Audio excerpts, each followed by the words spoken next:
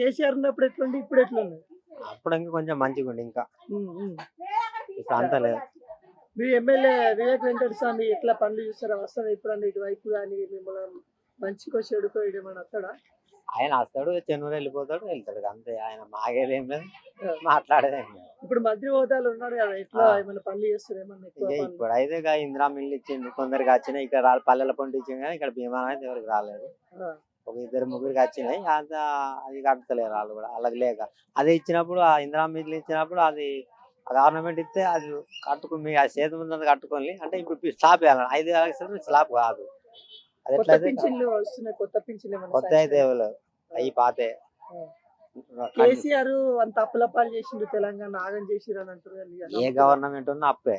ఉమ్. ఇక కేసీఆర్ అప్పే చేస్తాడు, ఈ కాంగ్రెస్ ఉన్న అప్పే. ఆ. కాళేశ్వరం మీద పైసలు తిన్నారు అంటారు కదా, పైసలు తిన్నారు. అవన్నీ వాళ్ళు రాజకీయ అట్లా మాట్లాడతారు, దానికి ఏం లేదు. ఉమ్. వీళ్ళ విన వాళ్ళు, వాళ్ళ విన వీళ్ళు, దానికి ఏం ఎట్లా మళ్ళీ సర్పంచ్ ఎన్నికల ఎట్లా ఏ పార్టీని తెచ్చుకోవాలనుకుంటారు? ఏందనుకుంటారు? అలా టీఆర్ఎస్ వస్తుంది.